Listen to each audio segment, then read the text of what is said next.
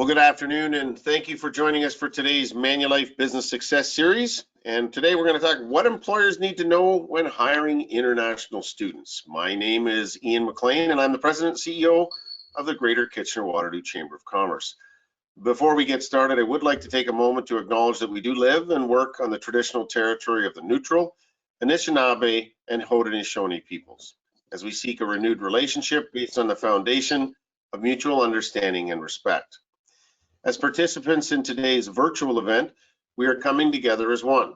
We believe everyone is free to be their true self and receive the same respect and opportunity, regardless of age, ethnicity, gender, culture, identity, sexual orientation, beliefs, or language. We hope you will join us in fostering a positive environment here today that is a safe and welcoming space for all. We know there is more that we can do, and we are committed to listening, learning, and growing as we go. Today's session would not be possible without the continued support of our sponsors and partners.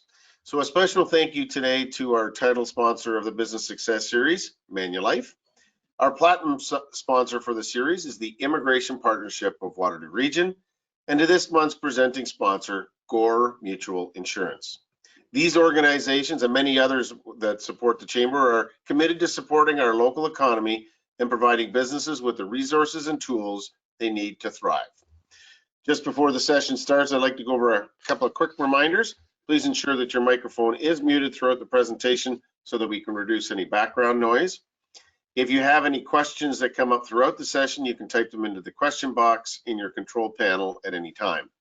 If it's tech related, someone from our team will get back to you right away. And if they're for today's presenter, they'll be gathered throughout the session, and I'll try and make sure that our speakers get those questions through the time we have for our fireside chat. All attendees will be sent a recording of today's presentation, and it will also be made available on the Greater KW Chamber website.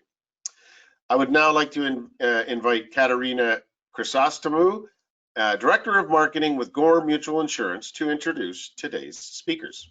Katerina. Thank you, Ian. Gore Mutual Insurance is proud to be this month's presenting sponsor of the Business Success Series. I have the privilege of introducing today's speakers, Charlene Mack and Junying Tang. Charlene Mack is an advocate for international students in her role as International Student Advisor at Wilfrid Laurier University. She is a subject matter expert on the topic of immigration, counsels Laurier's international students regarding the Immigration, Refugees and Citizenship Canada, IRCC processes, and supports students as they adjust to life in Canada.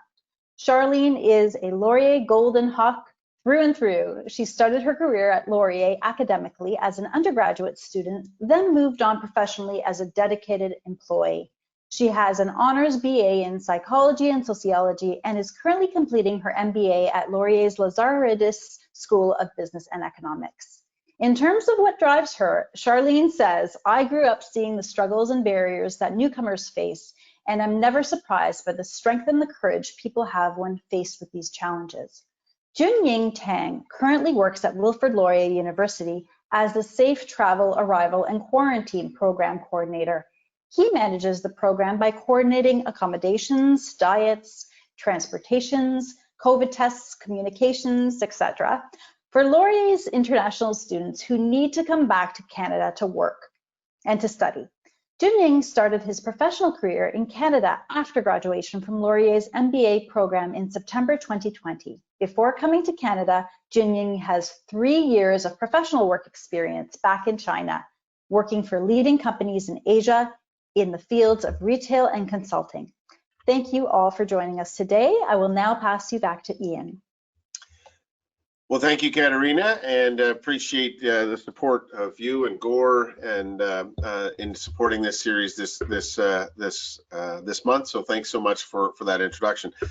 Listen, I guess one of the things that I would say I never passed the opportunity to say I'm a Golden Hawk myself. I graduated with a business diploma, which is my second degree or diploma from Wilfrid Laurier. Many years ago, let's just say that, but I enjoyed my time at Wilfrid Laurier.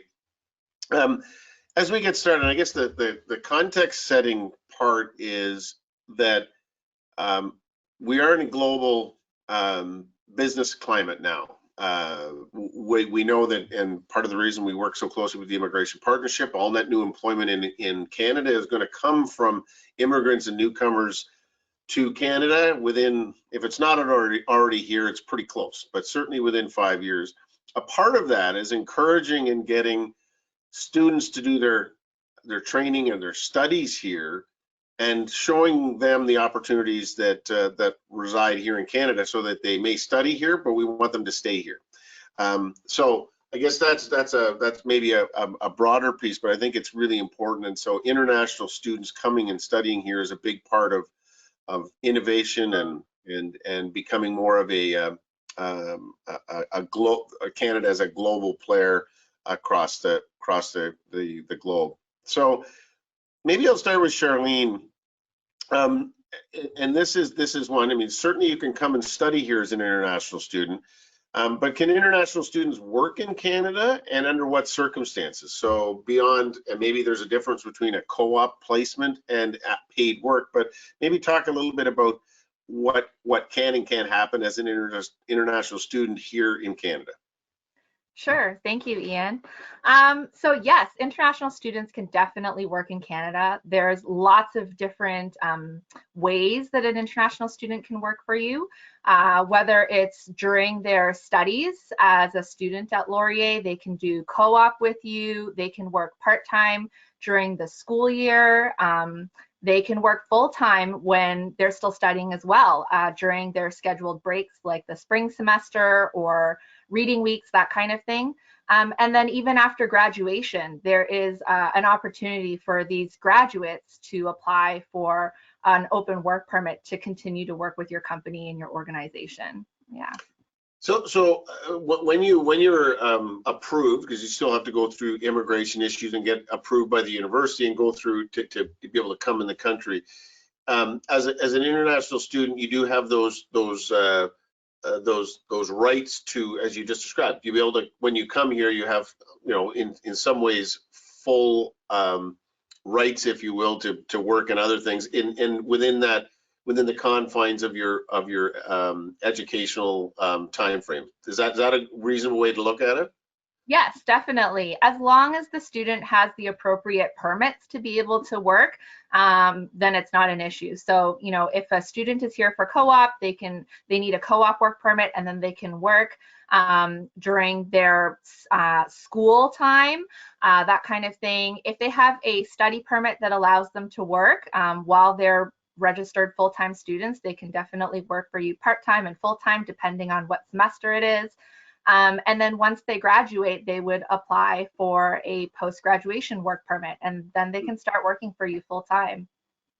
And we the chamber has a program called Access Student Talent Program, which is something short of co-op, which would be capstone or research projects, shorter term. Those would still qualify as well for employers saying, in having those work opportunities for students, because I think that's one of the ways where the student finds maybe an employer that's looking for some part-time help through these types of programs that we're running, for them to get the work placement experience for their actual program, but it may lead to an opportunity for some part-time work and job experience on a paid basis as well. Absolutely. Yes, definitely. And international students are always looking for opportunities, and they're open to all sorts of different things, right? So the international student, it's their responsibility to sort of keep track of what they can and can't do, in terms of, the maximum number of hours that they can and can't work, when they can. That's their responsibility to keep track of. But they know these things, and then they look for opportunities that sort of fit into this. But they're open to all sorts of things, whether it's, as you said, Ian, small projects or anything like that, for them to get their foot in the door and get started in something that they're interested in. So in terms of the responsibility, because I think especially small and medium size, and many of the people watching today or that will watch this on our website later on, through the podcast or webcast, whatever we call it, what podcast, I guess. the responsibility is on the student to keep, as I think you pointed out, keep track of their, the number of hours and the things that they can do. They wouldn't necessarily have a social insurance number, like some of the practical things. If you're hiring someone part-time, but you would have documentation that comes with being a student, an approved student for study here in Canada. You'd have documentation that would be the paperwork that an employer would need. So how does that part work? So yes, definitely for the employer, what's important obviously is that they need to know that whoever they're hiring is eligible to work in the country. And so the student will know that. The student will then also be able to get their social insurance number, which is obviously what you'll need as an employer to be able to hire them and pay them and things like that.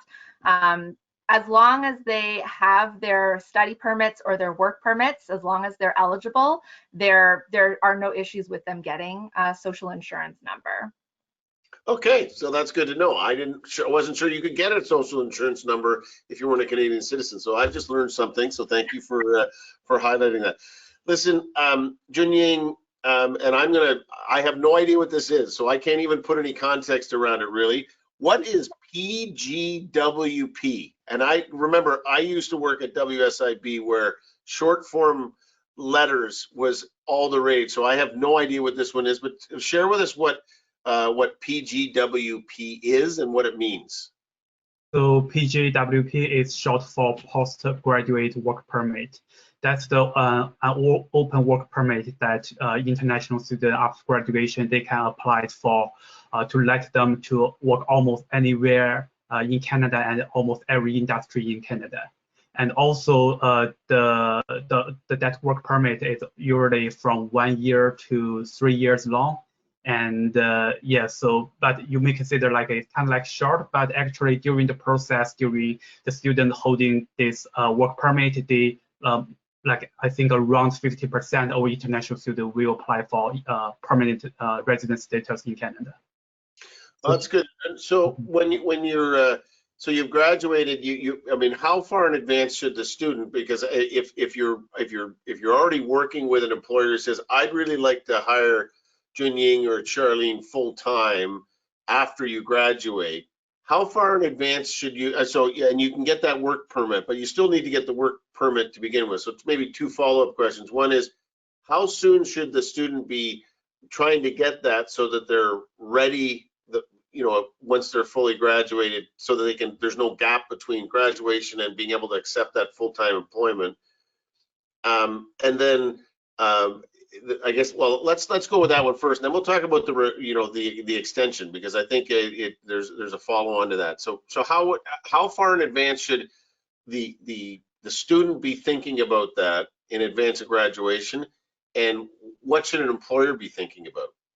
Oh, that's a great question. I think most time people may think, okay, only if international student get a valid work permit, like the postgraduate work permit, then they can start to work for the employers. But actually, the fact is, after the student like submit their application for that work permit, then they can start to work for the employers in Canada. And the period between the student submit the work permit and before they really receive that postgraduate work permit is called the implied status. And the implied status in Canada allows international students to work full-time in Canada. And especially, I think during this COVID situation, there are lots of delay almost everywhere and in our life, right? So currently, like take myself for example, I firstly applied for the postgraduate work permit last October.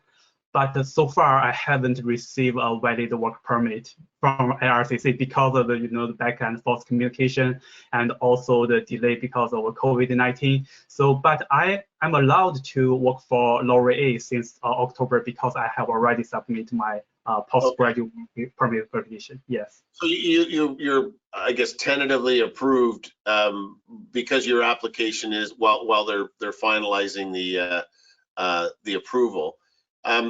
So that's helpful to know, but it sounds to me like sooner rather than later, particularly in this COVID environment, it's important to do it sooner rather than later because there could be backlogs.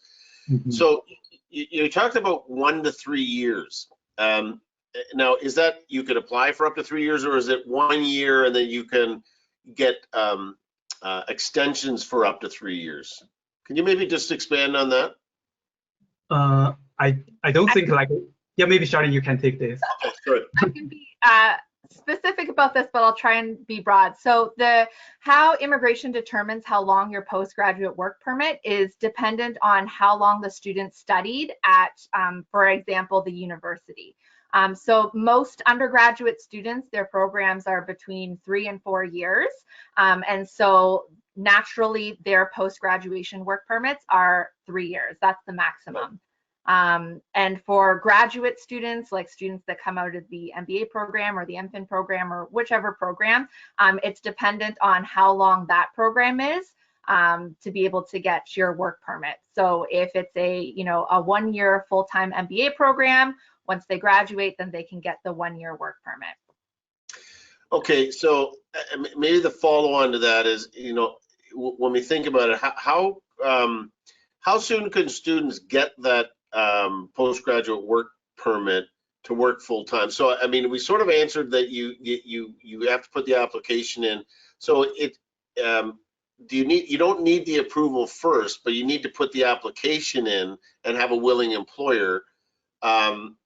Once you've got that approval, which you're saying could be, depending on the length of your course or your studies, could be 1 to 3 years. So you get started on that, and for most employers, if they've got someone good, they want to keep them. What's the next step? And maybe this is out of your comfort zone, but if you've started through this program and you want to keep Charlene or Junying here in Canada, what's the next step, or is there a next step? How do you continue on and say, well, I don't want them to leave after their postgraduate work permits open because I want them to stay on my team? What's the transition from that postgraduate work permit to I guess, is it landed immigrant status and ability to work? Because I know many small businesses would say, I want to get started with it, but I really like to avoid the upset of having to end the relationship. Right. So I'll take it back a little bit further, if you don't mind. Transitioning from a temporary student who's working for you, whether it's through co-op, part-time or full-time, whatever it is that they're working during their studies here. The transition between student to temporary worker being them working with their postgraduate work permit, it's not a difficult process. But it does take a little bit of time, as Junying alluded to, right? But basically, once a student has finished their program, they need to be able to get their final transcripts and a letter from the university that confirms they finished their degree, right? Like pretty simple things. And those are the main documents that they would use then to apply for this work permit. As soon as they click that submit button, they can start working for you full time. This is the majority of students, right? The caveat to that, though, is that obviously the 3 major institutions in the Waterloo region, right? It takes a little bit of time sometimes for final grades to be made available to students. Anybody that studied here knows, I finished my last exam on April 14th. It doesn't mean that I'm done. Right? Like to the student, maybe it means they don't have to study anymore, but the university isn't ready to go through the processes and flip the switch for them to graduate, right? So it usually takes a little bit of time. So what I would say is for employers, if you're looking to keep your co-op student or keep a student that's been working for you, part-time through the school year or what have you, or even just somebody new, just give them a little bit of time, right? So if a student, say, finished their program in April, they usually need about like 4 to 5 weeks before they can fully get these documents from the university to apply for their work permit. So that would mean, if you want them to start May 1st, I'm not saying that it's not possible. It definitely is possible, but you need to be flexible and understanding for the student. Make sure you communicate with them what your needs are.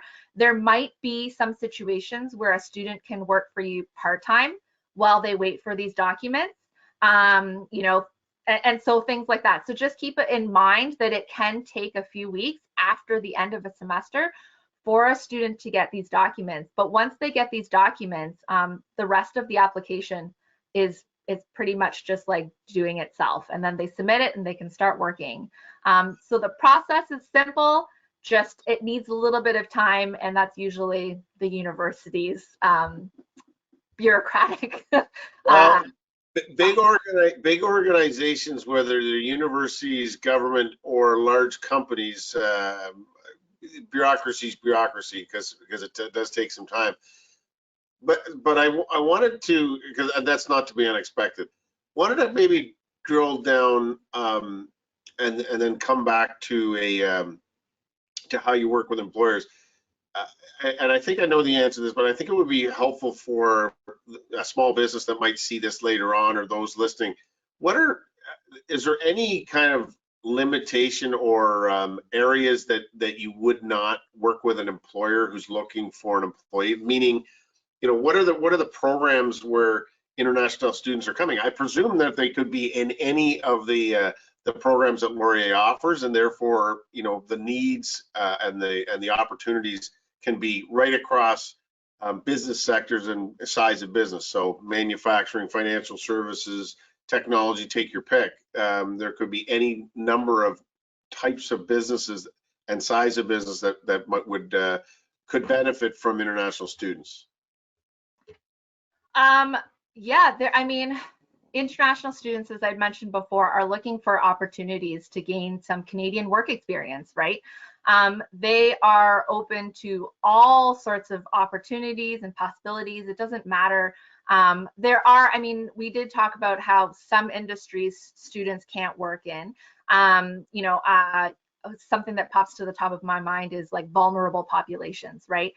Even Canadian citizens, you need to jump through a few more hoops to be able to work with these populations, right? And it would be the same for international students. So it's not to say they can't work in, you know, the medical industry or something like that, right? It just means that they might have to do something extra to be able to do that. So if you have an interest in hiring an international student, the way to get in front of that would be to make sure that they are aware of your intentions, right? So that when they apply for their work permits, they can prepare their work permit in a way that will allow them to work in that particular industry, right? Most industries, though, there's no limitations for students to be able to work, whether it's manufacturing or what have you, all sorts of things. And the students all know that there's opportunities at every level of an institution or a company and doing a broad range of things, right? So they won't turn something down if they think there's a possibility there, right? So yeah, I don't know if do you have something to add to?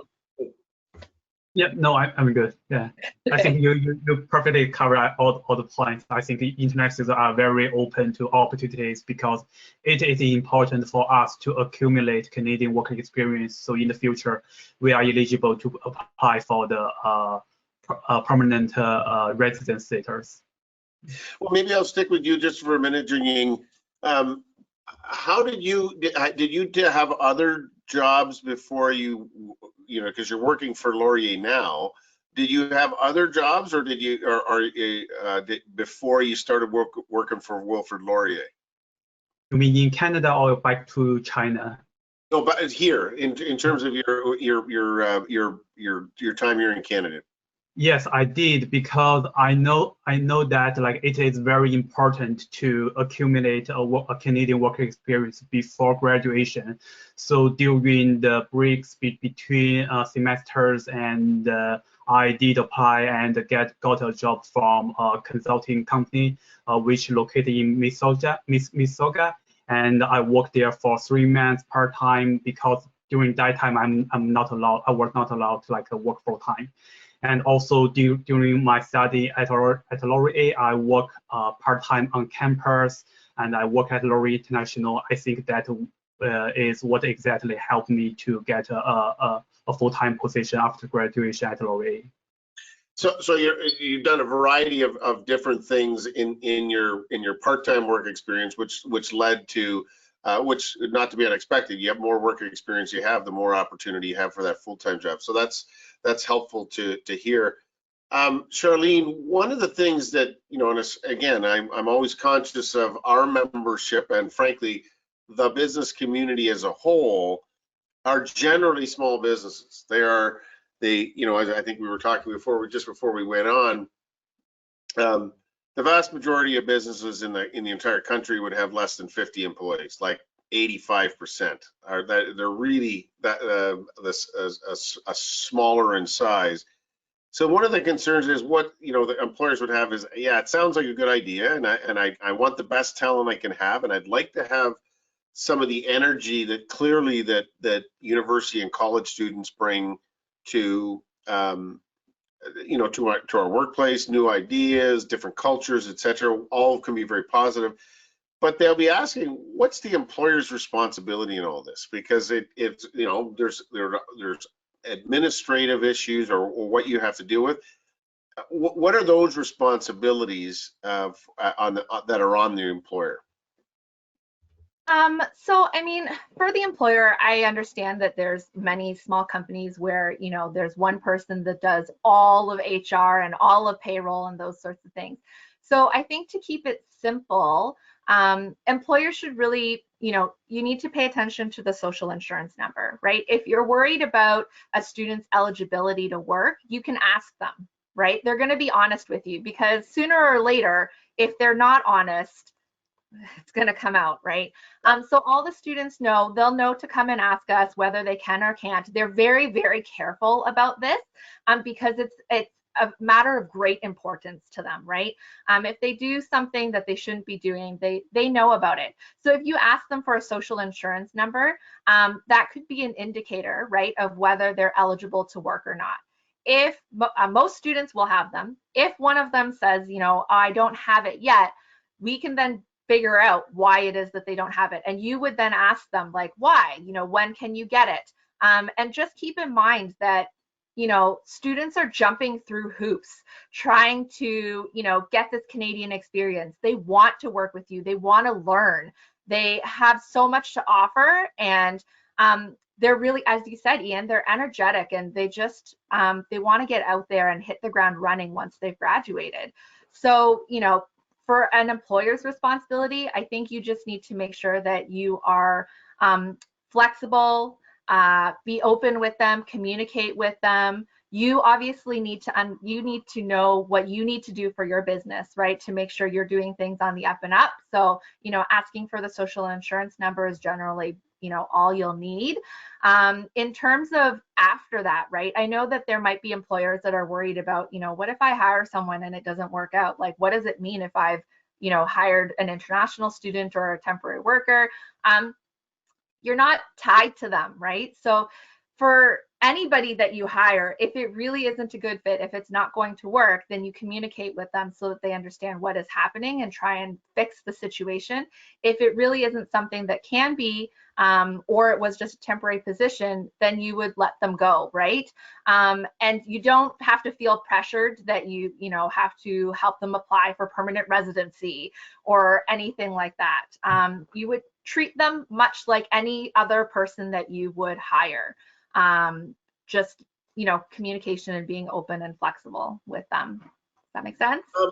Yeah, no, it does, and I think maybe the follow on to that is as international student advisor at Laurier and similar programs at U of W and Conestoga and elsewhere across the province with post-secondary institutions. How do you, I mean, what's your role? Because you have it seems to me, it sounds like you have a dual role, that one is to work with the student themselves to help them navigate the system, but you also are advising or assisting the employer themselves around what some of the intricacies are or the issues that they have to address. And is that part of the role that your office plays, is to be that facilitator between, for both the employer but also the student? I guess you could say that. I see myself, our role at the university is to support the students, right? Yeah. Like they come here, we have them come here, we have them study at our university. It's our job to, you know, see them through the 4 or 5 years or however many years they're with us, right? But once they graduate, we want to make sure that they're okay. At Laurier, at least, I know some institutions might just say, "Hey, thanks, bye." But at Laurier, there's lots of departments and lots of opportunities if you have questions once you graduate to be able to come back. And I think while I can't advise on, you know, PR or some, you know, work permits and things like that, we're here to assist the student. So anything to support the student to sort of like get out into the world, that's sort of what we're interested in. So even if a student comes back and has a question for us that we can't legally advise on or anything like that, we would direct them to somebody so that they can get the support that they need. And it would be the same then, that's how we would help the employer, right? There have been times where students say, I don't know what to say to my employer, right? How do I explain this to them? And we have them tell their, you know, their HR coordinator or something, call us. So I've spoken to employers before, and they ask me questions and they say, you know, how does this work? Can we do that? And we say, well, this is what the student can do, you know, and we figure out the timeline and things like that and sort of just explain it step by step to them. So that's how we help the employers and how we advise them. Well, that's an important thing for any small employers, to know that there's someone at the end of a phone when you get to those, you know, questions which frankly are probably easily answered by you, but you're living it every day, but not necessarily by the student or by the employer themselves. So that's very helpful, because, you know, making it easy and as seamless as possible is important for business. Listen, Junying, and from your experience, I mean, you're working for the university, but also, as we've heard from you, you've been a student working part-time and now full-time. What should an employer consider when they're starting the process of hiring an international student? Like, what would be your advice to an employer as they're thinking of hiring an international student? Yeah, that's a great question. I think, first of all, as we previously talked about, like employers maybe should consider what is the earliest time for them to let the international student to begin to work. And the second thing I think could be from where you can hire international students. Because maybe as like local employers, you may think, okay, maybe we can leverage the great international student talent pool in KW region from Laurier, University of Waterloo, or Connecticut College. That's great. But I would also suggest that you may also leverage talent pool, like international student talent pool across Canada. This is specifically because as international students, we are more willing to relocate, because for most of the time we came to Canada by ourselves, and we do not have any like family members or relatives in any specific city or province. So after graduation, we are really like willing to relocate if good work opportunities like shows up, and also like take my MBA classmate who are international students, for example. So after graduation, I think two-thirds of my international student classmates, they move out of the KW region.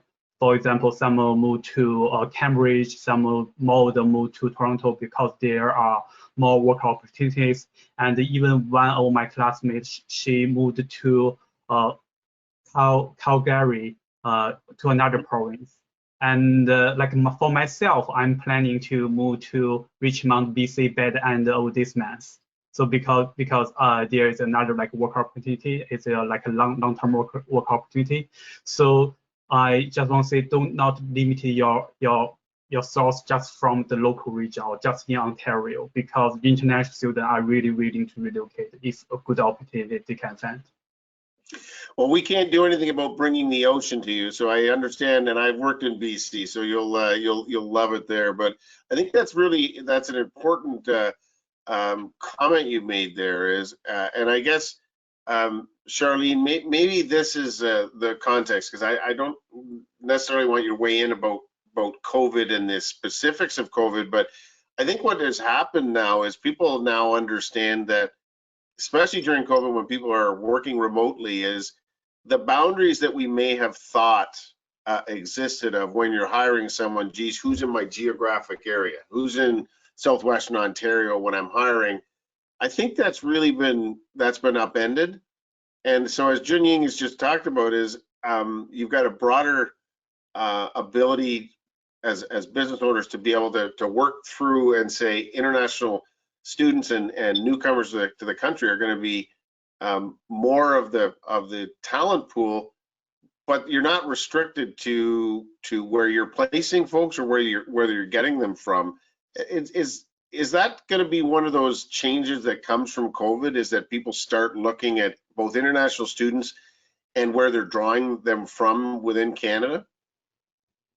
I think so. And I think what you're talking about is just like the trend of what COVID has, as you said, upended. And in terms of employers finding talent from around the world, you mentioned that the majority of the people watching are, companies with 50 or less people. So you might not have the resources to be able to hire someone from, Europe or Asia or something like that, and have the resources to do all the paperwork to get them to be able to work, whether it's remotely from there or, have them relocate to Canada.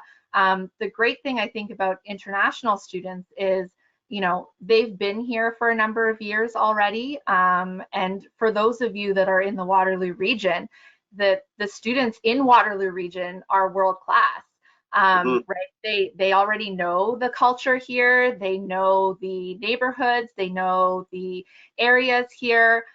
So while yes, I think that many companies will be looking to hire people from around the world because there are going to be virtually fewer boundaries or restrictions because we can all do things remotely. I think companies that are in Waterloo region have the benefit of being able to hire someone with that experience from around the world, but they'll also have the experience from within Canada and having been here and studied here and having a Canadian education.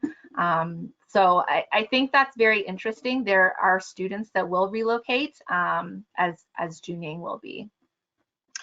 A little connected to this is obviously our friends at the Immigration Partnership are for people that are for newcomers that are locating here and are more permanently focused on this area and helping them to settle and feel a sense of belonging. And then obviously part of the work that we're doing, I do on behalf of the business community is get those work opportunities.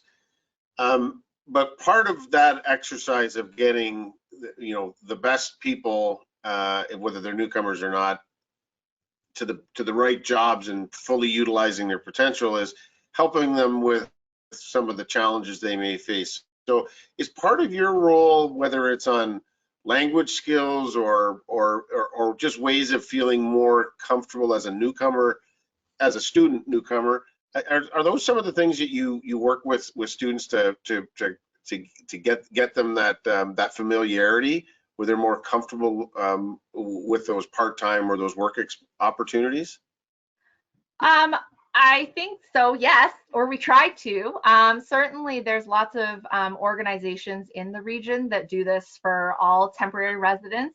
But yes, when students come to Laurier, they're here for 1 to 4 years or however long they stay with us. And, from having an international student be recruited to come to Canada and study with us, that whole time is for us to we have programs to help them build skills, to learn. And even if they don't or aren't participating in some of these programs, just being in the classroom and meeting with peers and others, they're gaining experience that way, right? So the student experience, Junying might be able to speak obviously more to this because he is an international student, but generally, the first year might be a little bit rocky as students try and figure out what's happening and who's, when people are asking me, how's it going, they might not be asking me exactly how is it going.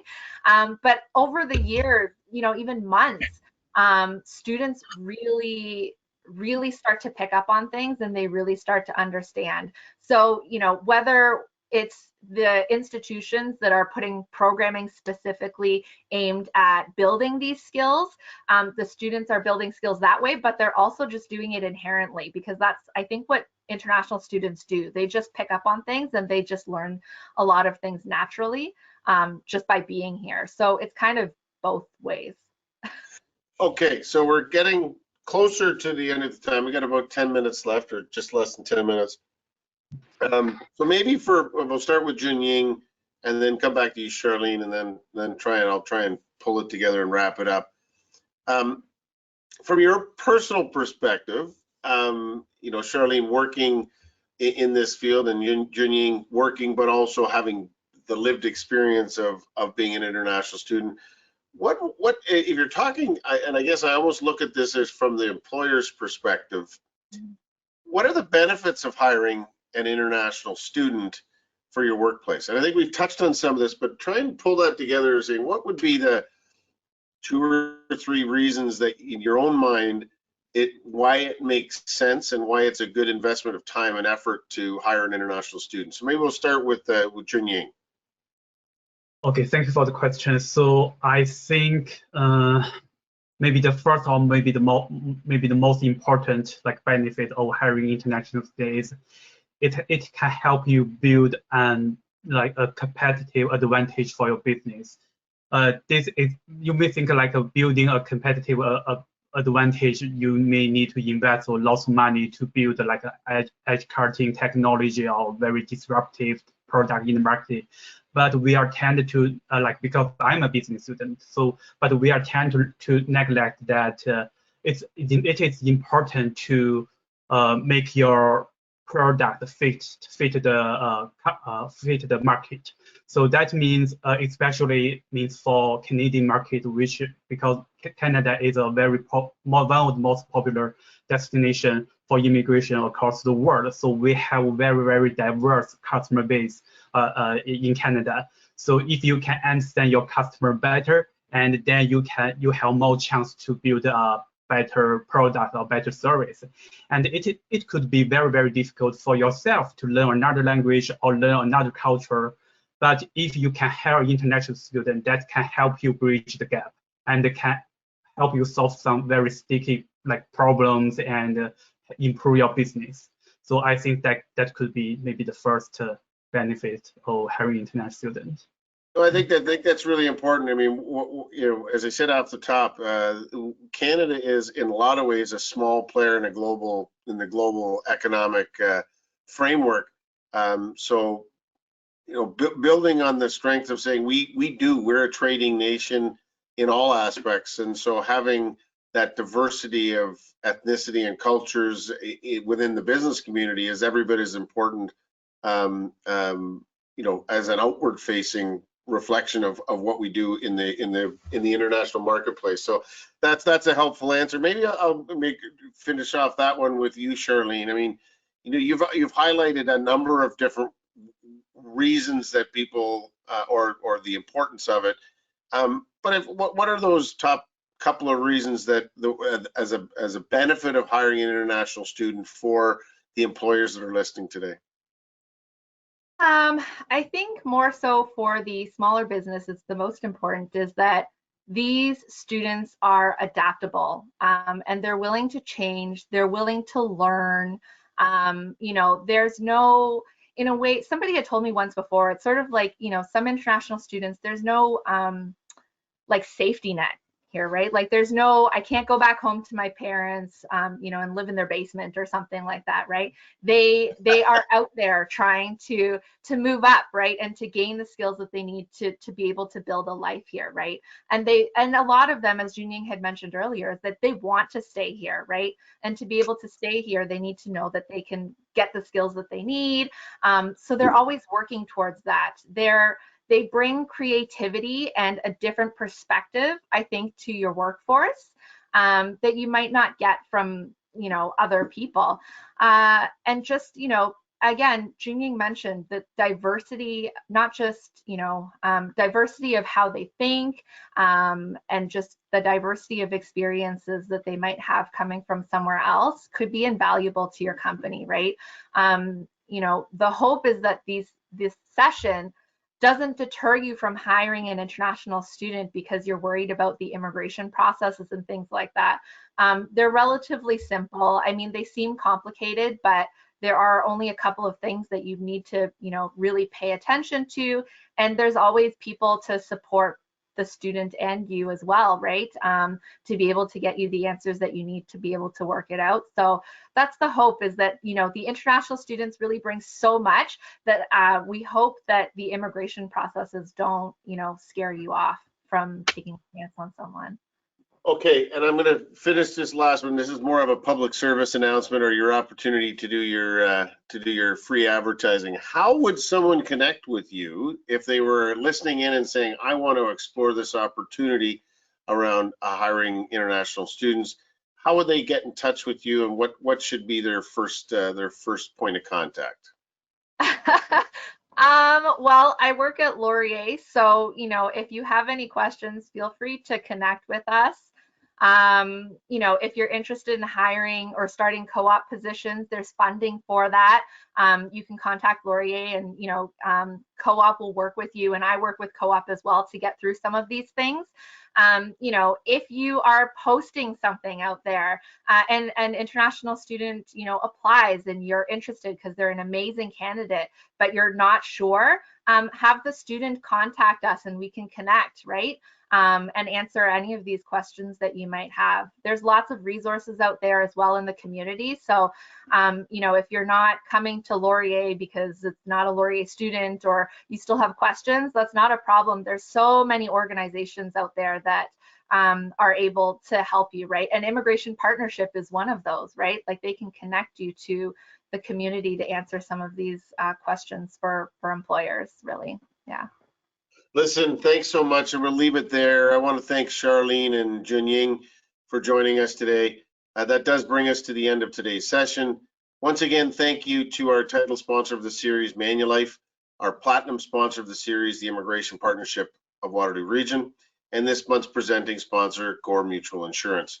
To today's speakers, as I've said, we really appreciate Charlene and Junying taking time out of their busy schedule to join us. And finally, to all of you for joining us today. As a reminder, we do host a new Business Success Series session every Wednesday at 1 p.m.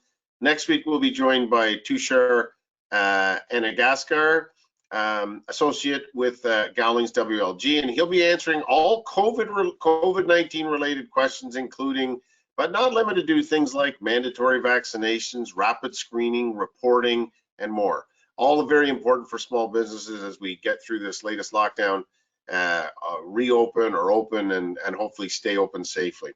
So we hope to see you then. For more details and to register, please visit thegreaterkwchamber.com for more details. And I just leave you with one note. I hope everyone stays positive. I hope you test negative and get vaccinated, and we'll get through this together. We're at the end of the light is at the end of the tunnel, but we do need to dig deep and get through this while we get vaccinations, so we can more fully open up. So thank you for joining us today, and please share this series with your friends and colleagues. Join us every Wednesday afternoon for another edition of the Greater KW Chambers Business Success Series, because if it's Wednesday, it's the Business Success Series. Thanks so much, everyone. Appreciate you joining us today.